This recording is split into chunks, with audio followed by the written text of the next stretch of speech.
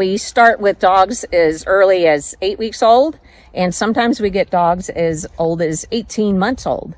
But the very first thing that we will always do is start building that rapport of the handler / veteran one day, and foster. We have handler, or we should say trainer, foster, and veteran, right? Because that's the different stages that the dogs will go through to get to their successful goal at the end, as being a service dog for a veteran. But the very first thing we start with is learning their name, learning how to focus on the person who is at the end of the leash. And we're going to start with learning their name. Like I said, as soon as they react any type of connection when they hear their name, we're going to give a yes, and we're going to give them a positive reinforcement with a treat. Then the next thing we're going to do is start asking for eye contact, because we need that dog to always be in tune to whatever the veteran is, and no matter what environment that they're in. So we start that at the very foundation.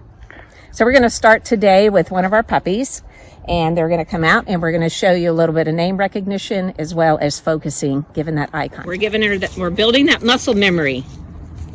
When she is asking her to leave something, we want the dog to return back to the handler. And again, positive reinforcement, physically, verbally. How long does it take before that muscle memory is just there? It depends on the dog. Yeah. Depends on the dog. Everyone has their own little growing experiences and maturing. So what they're bringing out now is called a place cot, or an elevated dog bed. And this is something that's a very foundation to learning to sit, look at the handler, and hold position. You see, it makes a big difference when they have an elevated boundary. And we're trying to teach them eventually, no matter what, when we put you on here, no matter whatever else is going on, we need you to hold that position. Whether it's sit down or stand, we just need you to learn to stay. So this is a foundation of learning to stay in place. Looking at her for direction. So now the dog's a little distracted with us. That's okay. She's going to reward her for getting attention back to her. She's allowed to check us out. Yeah. But she needs to ultimately check back in and pay attention to her. Now she hears my voice. This puppy knows me. She stays with me at night. But right now I mean nothing to her because Anna's on the end of the leash.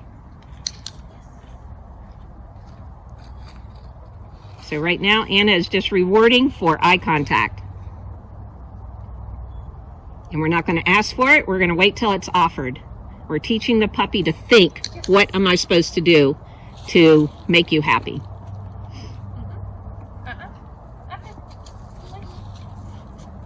So you see, she had to put her back on. She's not going to reward her for getting back on. She rewarded her for giving her eye contact. Okay. Because we don't want to build in the habit of them making a wrong move and then still getting a reward. She's going to ask for another behavior, mark it when she does it, and then she gets reward for that. When she's paying attention to Anna, she's not paying attention to the rest of the world. So that's why she's encouraging her to focus on the trainer and not the rest of the world. And this is really important for the veterans that suffer with PTSD, the anxiety, any of those type of panic attacks. No matter what's going on, that dog always needs to be in tune with the veterans doing. We're going to build from this as she gets older to start doing you know how some people when they get anxious or sitting somewhere and they'll start bouncing their knee. So that we're cueing the dogs when that starts to happen. They'll learn to put their chin or touch with their paw and remind the veteran like, hey, it's okay. We're going to calm down now. We're going to also teach them the deep compression. So if that person is really getting anxious, say like you're sitting for an interview or something like that, and you know that internal anxiety can really build up. So what the dog will sense that anxiety, and it will automatically place its body over top of their legs or against their chest to give them a deeper, more contact to help them soothe. Oh my gosh, like a hug. Yes. Yeah, wow.